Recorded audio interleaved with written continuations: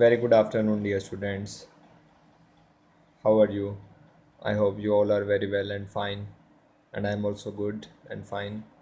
And in the last video lecture, we have started the chapter, the story of village Palampur, and which is the chapter of economics.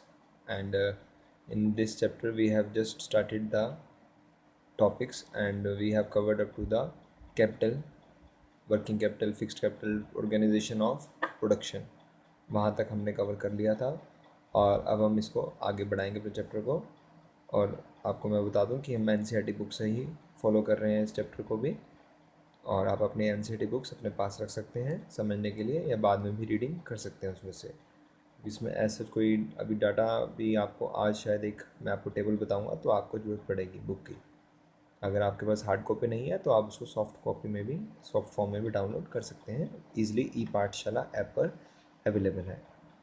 So let us start today. And farming in Palampur, अभी तक हमने पढ़ लिया था। एक hypothetical village है जो पालमपुर, ये एनटीएससी में क्वेश्चन आपको मैंने लास्ट लेक्चर में बताया था कि पूछ लेते हैं कि विलेज का नाम क्या था और कहाँ पर वो सिचुएटेड है। बट एक ये कल्पना में है हमारी, एक्चुअल में नहीं है, एक हमारी कल्पना है कि हाँ एक यूपी में तो बुलंदशहर तो है ही, पर उसके अंदर एक हाइपोथेटिकल विलेज है और वहाँ पर जो भी जोग्राफिकल कंडीशंस है वो उन्होंने बताई हैं और कैसे कैसे फार्मिंग लैंड अवेलेबल है वो उन्होंने बताया, जो हमने लास्ट वीडियो लेक्चर में डिस्कस किया था। So next topic is farming in Palampur. अब पालमपुर में हमने डिस्कस किया था कि मोस्टली जो विलेजेस हैं फार्मर्स ही हैं, और जो लैंड है 80% लैंड वो एक अपर कास्ट के पास है, 80% ऑफ द लैंड, और 20% लैंड जो दलित्स वगैरह हैं उनके पास अवेलेबल है। बट जो मेन ऑक्यूपेशन है वहाँ के लोगों की वो फार्मिंग ही है, और 5-10% लोग बचे जो आपके ट्रांसपोर्टेशन में या शॉपकीपिंग में वैसे उन कामों में लगे हुए हैं। बट जो मेन ऑक्यूपेशन है वहाँ पर वो फार्मिंग ही है। अगर फार्मिंग नहीं होगी तो वहाँ का एक बहुत बड़ा एरिया जो है, जो पॉपुलेशन है वो सफ़र करेगी अपनी ज़रूरतों के लिए। तो चलो देखते हैं farming in Palampur. Now farming in Palampur, land is fixed. First column is the land is fixed.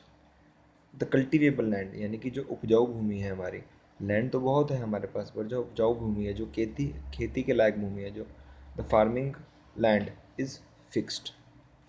And farming is the, I'm just reading the lines. Farming is the main production activity in Palampur, as I already said, and 75% of the people who are working are dependent on farming for their livelihood. वो directly dependent है किस पे? Farming पे। 75% of the population is directly dependent on farming for their livelihood. अगर farming नहीं होगी तो उनका जीवन यापन मुश्किल हो जाएगा। अगर किसी वजह से फसल ख़राब होती है या आमदन फसल कम होती है तो उन पे अफेक्ट ज़रूर होता है। 75% ऑफ द पीपल पे। एक आप सपोज सोच सकते हैं कि अगर एक गांव में 1000 लोग हैं, उस गांव में तो 750 लोग उस फार्मिंग से, खेती से डायरेक्टली जुड़े हुए हैं, जिनको मेन एम ही क्या है, सिर्फ अगर खेती होगी तो ही उनको अच्छा पैसा मिलेगा, नहीं तो अदरवाइज़ उनका जीवन यापन मुश्किल हो जाएगा।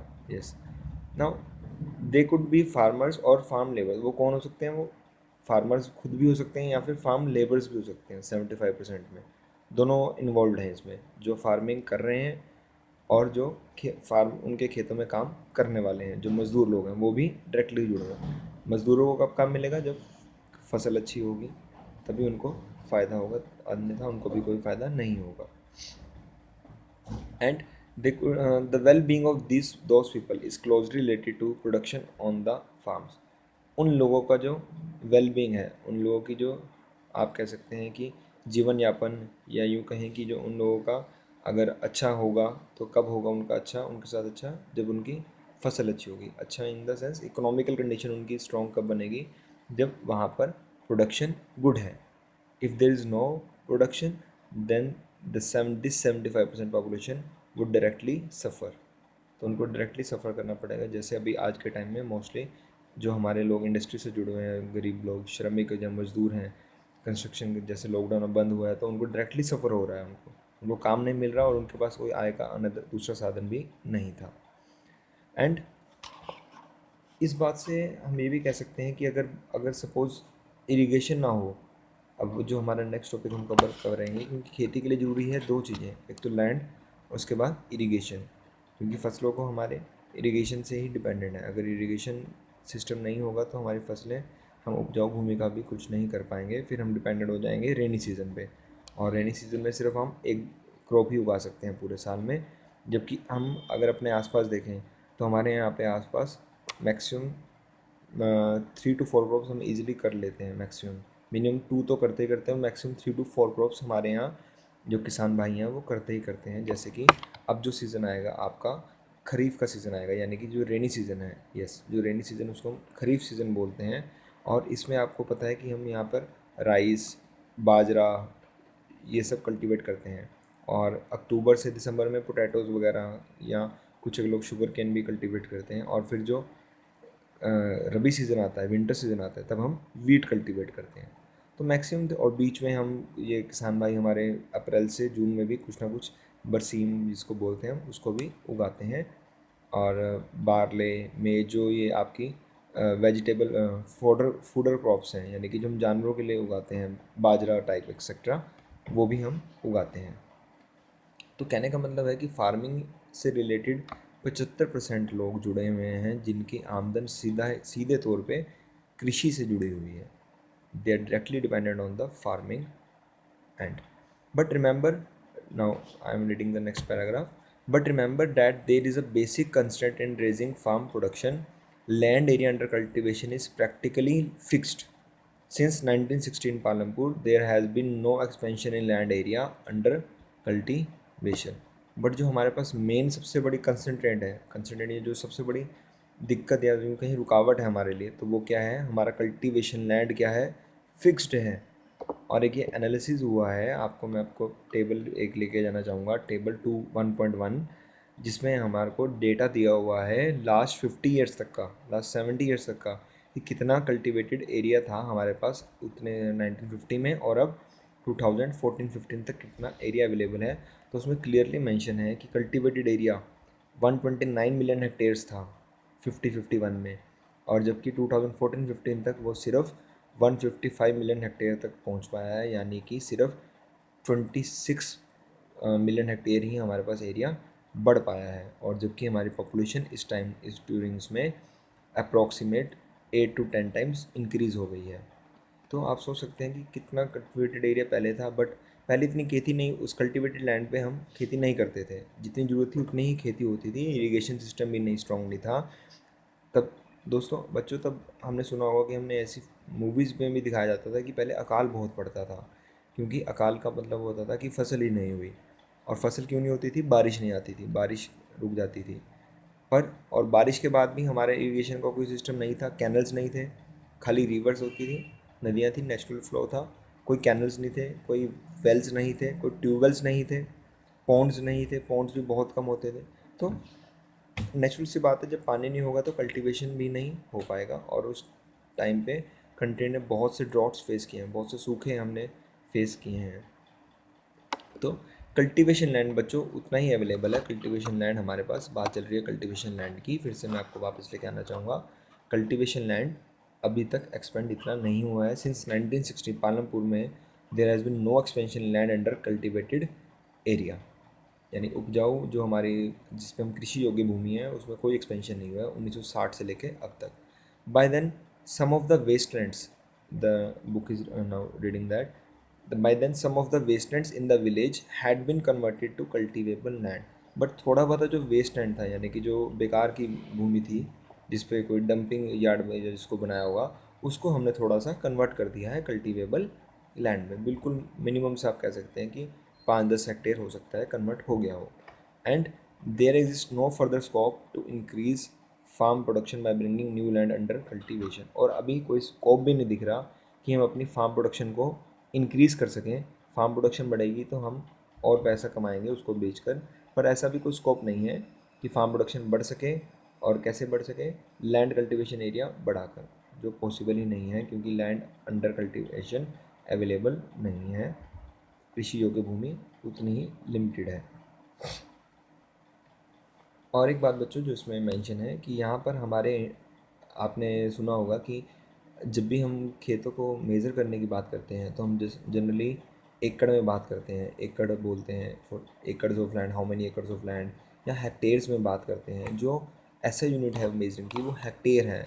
and 1 hectare is equals to a square. 1 hectare, you can say it is equals to a 100 meter square, having 100 meter square, 100 meter square, yes, जिसकी साइड्स की कितनी लेंथ है, 100 मीटर एक स्क्वेयर है, और उसकी दोनों लेंथ्स ए इंटू ए, अगर उसको मल्टीप्लाई करते हो आप तो वो आ जाएगा 1 हेक्टेयर के इक्वल होता है, यानी 1 hectare is equals to 100 metre into 100 metre, 10,000 metre square, yes, ये एरिया होता है 1 हेक्टेयर का। तो ऐसे अब और कहीं पर हमारे यहाँ एकड़्स में होता है, बीघाज में होता है, स्टैंडर्ड यूनिट हेक्टेयर है। तो standard unit is hectare, but कुछ एक जगह पे इन्होंने एक पैराग्राफ लिखा हुआ है कि कुछ एक जगह पे दूसरी जगह से भी कंपेयर कर सकते हैं, जैसा मैंने आपको बताया। Now next is there a way one can grow more from the same land? क्या कोई ऐसा तरीका भी है कि जब अब हम एक ही लैंड पे 2 या 3 क्रॉप्स उगा सकें, एक लैंड से ज़्यादा पा सकें? यस, बिल्कुल है। जो मैंने जैसे आपको मैंने भी थोड़ा सा हिंट दिया था कि हमारे यहाँ 2 सीज़न होते हैं मेनली, खरीफ का यानी रेनी सीज़न और रबी का यानी विंटर सीज़न। तो हम उसके अकॉर्डिंग अपनी, अगर हमारा लैंड कल्टीवेशन ईजिली है, उपजाऊ भूमि है, तो हम उसमें ईजिली ये 2-3 क्रॉप्स बच्चों ईजिली अचीव कर सकते हैं। कोई हमारे लिए मुश्किल की बात नहीं है अगर हमारे पास प्रॉपर इरिगेशन है, प्रॉपर वाटर सप्लाई है, प्रॉपर पेस्टिसाइड्स हैं, प्रॉपर सीड्स अवेलेबल हैं, और लैंड तो होना ही चाहिए, तो हम इसमें ईजिली ऑब्टेन कर सकते हैं। Yes, we can easily grow more from the same land. तो ये तो इसका क्वेश्चन का आंसर हुआ जो एनसीईआरटी बुक में पूछा है हमसे, एक पैराग्राफ के रूप टाइप में। अब इस पैराग्राफ को मैं आपके सामने थोड़ा रख रहा हूँ, लाइन्स आपको बता रहा हूँ। In the kind of crops grown and facilities available, Palampur would resemble a village of the western part of the state on the Uttar Pradesh, and all land is cultivated in Palampur. Palampur में क्या है बच्चों, resemble करता है Palampur village of the western part of the state of Uttar Pradesh. जो यहाँ पे crops उगाई जा रही हैं, जो हमने बताया ही है, वैसे तो हाइपोथेटिकल विलेज है, और जो यहाँ पे क्रॉप्स उगाने का तरीका है और फैसिलिटीज़ अवेलेबल हैं, तो पालमपुर भी रिसेंबल करता है एक विलेज जो नॉर्दर्न वेस्टर्न पार्ट में मौजूद है। And all land is cultivated in Palampur, no land is left side. सारा के सारा लैंड किस में यूज़ हो रहा है, कल्टीवेशन में यूज़ हो रहा है, कोई भी ज़मीन का टुकड़ा बचा नहीं है, सभी लैंड को हम वहाँ पर इफेक्टिवली यूज़ कर रहे हैं, जो उपजाऊ भूमि है उसको हम पूरा यूज़ कर रहे हैं। And during the rainy season, और अब आए बात रेनी सीज़न, यानी अब जो रेनी सीज़न आएगा जुलाई से, या हमारे यहाँ जुलाई से स्टार्ट हो जाएगा, जून, कई जगह जून मिड से स्टार्ट होता है, हमारे यहाँ नॉर्थ इंडिया में जुलाई से स्टार्ट हो जाता है मानसून, और हम कल्टीवेशन स्टार्ट कर भी देते हैं, कुछ एक लोग 20 जून के बाद या 25 जून के बाद स्टार्ट कर देते हैं, बट गवर्नमेंट नहीं कहती, गवर्नमेंट बोलती है कि आप नेचुरल वे में चलें। और अब तो आपको पता होगा कि यहाँ पर डार्क जोन हो गया है, हमारा जो कुरुक्षेत्र का एरिया डार्क जोन में है, यहाँ पर आप राइस कल्टीवेशन नहीं कर सकते, जो पंचायत लैंड है उस पर राइस कल्टीवेशन के लिए गवर्नमेंट ने बैन कर दिया है। डार्क जोन मीन्स जहाँ पर हमारा जो ग्राउंड वाटर लेवल है वो बहुत ही नीचे चला गया है, तो उसके जाने से, ग्राउंड वाटर लेवल नीचे जाने से बच्चों, गवर्नमेंट ने ऐसी जगह पर जहाँ पर ग्राउंड वाटर लेवल नहीं बचा है वहाँ पर राइस कल्टीवेशन बैन कर दिया है, क्योंकि rice needs much much water for its cultivation. Approx I can say, I have read some data, approx 15,000 to 25,000 of 1,000 liter of water is required for cultivation of 1 kg of rice. Means अगर हमें 1 kilo चावल मिलता है तो हम उसमें बच्चों कई जगह पर 15,000, तो कहीं कहीं जगह पे 25,000 पानी की ज़रूरत पड़ जाती है, 25,000 लीटर पानी की ज़रूरत पड़ती है, and that depends on the type of soil. ये हमारे 8th क्लास बुक में हमने पढ़े हैं टाइप्स ऑफ सॉइल्स। तो इसलिए ये डार्क जोन में है, और इसलिए गवर्नमेंट ने कहा है कि आप लोग यहाँ पर कल्टीवेशन ऑफ राइस की जगह कुछ और कल्टीवेट करें, बाजरा करें, बारले करें, या शुगर केन कर सकते हैं, जिसको पानी की ज़रूरत कम पड़ती है, ऐसी फसलें लगाएं। And during this season farmers grow jowar and bajra in Palampur. वहाँ पर राइस कल्टीवेशन नहीं है, वहाँ पर वहाँ पर क्या लगाते हैं, jowar and bajra, which are fodder crops which are used as cattle feed, क्योंकि ये पशुओं के लिए उपयोग होता है, ज्वार, मक्की, बाजरा। तो आदमी, हम लोग ह्यूमन बींग्स भी नेचुरली खाते हैं, बट मोस्टली ये we can say that these are animal feed crops, cattle feed crops. And this plants are in this followed by cultivation of potato between October to December. अक्टूबर से दिसंबर तक वहाँ पर पोटैटो कल्टीवेशन होता है, और उसके बाद वीट सीज़न, जब विंटर सीज़न आता है यानी कि रबी सीज़न जब आता है, तो वहाँ पर वीट कल्टीवेट करते हैं, जैसा कि हमारे यहाँ भी नॉर्मली होता है। Fields are sown with the wheat. Now from the wheat produced, अब जनरली क्या करते हैं, जो वीट प्रोड्यूस होती है उसमें से आप सबने देखा होगा, जब वीट को लगाया जाता है दिसंबर में, और अभी हमारे पास अप्रैल में वो हमारे मार्केट्स में आ जाती है, कुछ जगह मार्च में, और हमारे यहाँ नॉर्थ इंडिया में मार्च के बाद स्टार्ट हो जाती है। अप्रैल और मई तक पूरा कंप्लीट हो जाता है, मई तो जाता ही नहीं, मार्च अप्रैल एंड तक कंप्लीट हो जाता है। तो हम लोग क्या करते हैं, आपने देखा होगा, जिनकी थोड़ी ज़मीन है तो वो अपना हिस्सा रख के, कि जितनी उनको ज़रूरत है साल भर के अनाज के लिए, बाकी हिस्सा वो मार्केट में सेल कर देते हैं through are brokers and through directly to the state government. तो ऐसा ही वहाँ पर होता है। अब मैं वहाँ का एग्जांपल ले रहा हूँ पालमपुर का। पालमपुर में क्या होता है, from the wheat produced, farmers keep enough wheat for the families consumption and sell the surplus wheat at the market at Raiganj. Yes, the small town. There is another village near its uh, Palampur. And a part of the land area is also devoted to sugarcane, which is harvested once every year. और sugarcane को हम साल में एक बार उगाते हैं, once every year. Sugarcane in its raw form और as jaggery या गुड़ की फॉर्म में, या कच्चा ही गन्ना जो है, जो मिलों में भेज दिया जाता है शुगर मिल्स में, या गुड़ बना के, is sold to traders in Shahpur, जो वहाँ पर मेन टाउन है शाहपुर।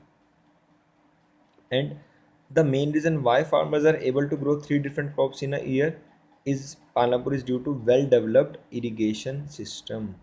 अब क्या कारण है बच्चों, जो मैंने पहले भी बताया कि मेन फार्मिंग रीज़न में क्या उनके पास आ रहा है, कि 3 क्रॉप्स, एक तो उन्होंने खरीफ सीज़न में क्या उगाया आपका, खरीफ सीज़न में जब रेनी सीज़न था, बाजरा और बारले, या फिर ज्वार ज्वार बाजरा एक्सेट्रा उन्होंने उगाया।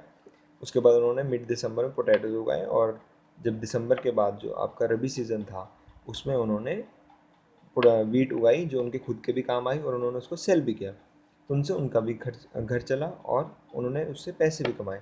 तो 3 क्रॉप्स ऑलमोस्ट उन्होंने ऑब्टेन करी हैं। बट इसके पीछे मेन रीज़न जो है बच्चों, that is the well developed irrigation system. Her time पानी की मौजूदगी, पानी ही हमारा सबसे बड़ा है जो राइस, जो भी हमारा फार्मिंग होगी उसको प्रमोट करने के लिए। फार्मिंग हम तभी कर सकते हैं जब हमारे पास पानी हो। तो पानी की अवेलेबिलिटी है, ईजिली अवेलेबल है, इसलिए वहाँ पर वो कल्टिवेट कर पा रहे हैं 3 crops in a year. Yes, that is the main reason, due to well developed irrigation system. और आपको मैं बताऊं बच्चों, आप अगर देखेंगे, कुछ डेटा स्टडी करेंगे, तो ऐसे बहुत कम इंडिया में जगह है जहाँ पर well developed irrigation system available है। हमारे नॉर्थ में मोस्टली हर जगह है, बट आप जब जाएंगे झारखंड साइड या उड़ीसा साइड या इधर का आप कहें बिहार साइड, तो वहाँ पर ऐसा कल्टीवेशन सिस्टम अवेलेबल नहीं है, क्योंकि वहाँ पर ग्राउंड वाटर लेवल भी कम है, और टेक्नोलॉजी भी इतनी एडवांस नहीं हुई अभी वहाँ पर। कुछ एक लोग वहाँ पर, जो मेन क्रॉप है वहाँ की तो राइस है। अगर मैं आपको वैसे थोड़ा बताऊँ कि झारखंड बिहार में मेन क्रॉप राइस ही होती है, वहाँ पर वीट वगैरह की इतनी कल्टीवेशन नहीं है, क्योंकि वहाँ पर टेम्परेचर और वेदर जो है वो सूट नहीं करता वीट के अकॉर्डिंग। वो हमारे नॉर्थन इंडिया में ही सूट करता है। टेम्परेचर भी अलग एक फैक्टर है बच्चों, जो अफेक्ट करता है हमारी क्रॉप्स को। गर्मी और सर्दी, और मौसम हो गया, पानी हो गया, ज़मीन होगी, पान मौसम का बहुत बड़ा योगदान है हमारे क्रॉप्स को डिसाइड करने में। तो उसके बाद आता है the main reason why farmers are able to, जो मैंने आपको बताया कि grow 3 crops in a year is differently abled. क्यों है वहाँ पर 3 क्रॉप्स उगाने के लिए, वहाँ पर well developed irrigation system available है। एंड बिजली भी वहाँ पर पहले आ गई थी। Electricity came early to the Palampur. Its major impact was to transform the system of irrigation. उससे क्या हुआ, बिजली आने से उसने जो इरीगेशन का बुनियादी ढांचा था वही बदल के रख दिया। कि पहले हम डिपेंडेंट थे कि अगर नहर बनेगी तो पानी आएगा, पीछे से पानी आएगा, या बारिश का पानी आएगा। बट जब बिजली आई, तो बिजली से टेक्नोलॉजी थी, जो हमारे पास ट्यूबवेल की टेक्नोलॉजी थी, वो बिजली से ही चल पाती थी। और जब शुरू में ही बिजली आ गई वहाँ पे 1960s में ही, तो वहाँ पर पूरा ही ढंग बदल गया खेती बाड़ी का, कृषि का पूरा ढंग बदल गया। क्योंकि लोगों ने ट्यूबवेल्स, पहले कुछ एक ट्यूबवेल्स गवर्नमेंट ने इंस्टॉल किए वहाँ पर, फिर अपने लोगों ने प्राइवेट ट्यूबवेल्स इंस्टॉल कराए, और जो आपका ग्राउंड वाटर लेवल था उसको ग्राउंड वाटर को यूज़ किया और इरिगेशन में इफेक्टिवनेस लाए, जिससे कि क्रॉप्स हमारी हर टाइम पे अवेलेबल हो सकती हैं हमें। तो मेन मोटिव ये नहीं निकल के आ रहा है बच्चों कि जो इरिगेशन सिस्टम है अगर वो हमारा वेल डेवलप्ड है तो हम अब कैपेबल हैं, शाहपुर पालमपुर के लोग कैपेबल हैं कि वो three crops in a year grow कर सकें। एंड पर्शियन अर्लियर आपने देखा होगा, आपको मैं बताऊं थोड़ा, अगर आपने धरोहर घूमने गए हैं तो वहाँ पर बाहर ही एक पर्शियन व्हील लगा हुआ है, जिसको जो पहले खेती बाड़ी काम में यूज़ होता था, यस रहट जिसको बोलते हैं पर्शियन व्हील को, वहाँ पर वो लगा हुआ है। और हम वेल से उसमें दिखाया गया है पानी निकालते हुए, यानी कि बिजली जब नहीं होती थी तो हम ऐसी ही टेक्नोलॉजीज़ जो मैन मेड टेक्नोलॉजीज है उनको यूज़ करते थे और उनसे अपना काम चलाते थे। कुओं से पानी निकालने के लिए रहट को यूज़ करते थे, पर्शियन व्हील्स को, and irrigate small fields. But tube wells के आने से हम बड़ी से बड़ी फील्ड जैसे 10 हेक्टेयर्स लैंड, 20 हेक्टेयर्स लैंड तक पानी पहुंचा सकते हैं थ्रू डिस्ट्रीब्यूशन सिस्टम। पानी तो निकल ही रहा है प्रेशर से, और जब इलेक्ट्रिसिटी आई, वो ट्यूबवेल्स लगे तो बहुत वाटर अवेलेबल हुआ, हमें surplus amount of water was available, जिससे कि पॉसिबल हुआ कि हम बड़ी से बड़ी फील्ड्स को आसानी से इरीगेशन सिस्टम प्रोवाइड कर सकते हैं, बड़ी से बड़ी फील्ड्स को। और यानी आप उतनी ही बड़ी फील्ड्स में अगर इरिगेशन सिस्टम प्रोवाइड कर दें तो आप क्या कर सकते हैं, ज़्यादा से ज़्यादा फार्मिंग पॉसिबल है, क्रॉप आपकी सरप्लस हो जाएगी। So people so that electric run tube wells could irrigate. अब लोगों ने क्या देखा कि people so that electric run tube wells could irrigate much larger areas of land and more effectively, और ज़्यादा इफेक्टिव का टाइम भी कम लगता था, मेहनत कम लगती थी, उससे बचत हुई, समय की भी बचत हुई और आमदन बढ़ी उनसे, क्योंकि उनको लेबर कम पे करनी पड़ी, उस पानी को चलाने के लिए जो लेबर लगाते थे वो लोग, वो उनकी बची। The first few tubewells were installed by the government. Soon, however, farmers setting up private tubewells, and as a result, by mid 1970, the entire cultivated area of 200 hectares was irrigated. जो वहाँ पे अप्रॉक्स 200 हेक्टेयर का area था पालमपुर में, वो tubewell की help से पूरा पॉसिबल हो गया कि सारा का सारा क्या हो सके, कल्टीवेट हो सके। अब इसमें एक छोटा सा डू यू नो कंसेप्ट आया है जो मैं आपको बताना चाहूँगा। Not all villages in India have high levels of irrigation, क्योंकि हमारे कुछ इलाकों में तो बिजली नहीं होती, और जिन इलाकों में बिजली पहुंच जाती है वहाँ पर ग्राउंड वाटर लेवल नहीं हो पाता। Apart from the river line plains, coastal regions in our country, जो नदी किनारे प्लेन्स हैं या फिर coastal regions in our country are well irrigated है। But in the contrast plateau regions, जो पठार है हमारे कंट्रास्ट, जैसे Deccan plateau, have low levels of irrigation. जो ये हमारा हैदराबाद साइड से शुरू हो जाता है, आंध्रा से लेके बेंगलोर यहाँ तक तमिलनाडु तक जाता है, वहाँ पर लो लेवल्स ऑफ इरीगेशन है। Of the total cultivated area in the country a little less than 40% is irrigated even today. 40% से भी कम लैंड इरीगेटेड है अभी भी, आज की डेट में भी। In the remaining area farming is largely dependent on rain fall. Yes, जो फार्मिंग मेनली डिपेंडेंट है वो किस पे डिपेंडेंट है, बारिश के सीज़न पे। बारिश का पानी आएगा उसको वो स्टोर करेंगे, या अगर अगली फसल उगानी है और अगर उसी सीज़न में उगानी है तो तब की फसल उगा लेंगे, नहीं तो बारिश का पानी भी स्टोर करते हैं पॉन्ड्स वगैरह में, ताकि वो न फर्दर उनके काम आ सके। Now next is to grow more than one crop on a single piece of land. अगर हम एक ही पीस पे ज़्यादा, एक से ज़्यादा फसल लेना चाहते हैं, that is known as the multiple cropping. उसको हम क्या बोलते हैं, multiple cropping. And it is the most common way of increasing production. Production बढ़ाने का सबसे इफेक्टिव वे है कि हम एक से ज़्यादा फसल लगाएं ताकि हमें ज़्यादा आमदन हो। अब हम एक फसल के सहारे तो बैठ नहीं सकते एक लैंड से, हमारी जो इनकम है वो कम हो जाएगी। इनकम बढ़ानी है तो हम क्या कर सकते हैं, एक क्रॉप होगी, 4 मंथ्स के बाद फिर एक और क्रॉप होगी, फिर एक और क्रॉप होगी, उससे हम अपनी क्या बढ़ा सकते हैं बच्चों, इनकम भी बढ़ा सकते हैं। जो फार्मर्स है वो अपनी इनकम बढ़ाते हैं इसी वे में। So it is the most common way to increasing production on a given piece of land, and all farmers in Palampur grow at least two main crops। वहाँ सभी farmers at least two main crops तो उगाते हैं। mainly are growing potato as the third crop in the past 15 to 20 years। और लगभग आखिरी 15 या 20 सालों से वो थर्ड क्रॉप भी उगा रहे हैं, यानी थर्ड क्रॉप कौन सी है, पोटैटो। पहली दो जो मेन क्रॉप्स हैं वो हैं बाजरा, शुगर केन, जो रबी खरीफ क्रॉप्स हैं, और रबी क्रॉप्स हैं वीट वगैरह।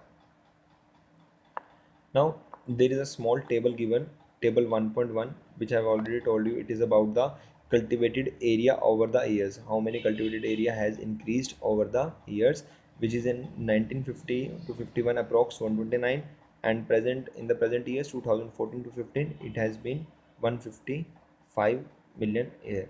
But one noticeable point is that 19 in 1991 it was 157. Till then, from last 25 years it is just stopped down to 2 million hectares. it is given in million hectares. 2 million hectare कम हो गया है 2015 में, उन 1990 से लेके 91 तक 157 था और अब 2014-15 में वो कम हो गया है 155 में।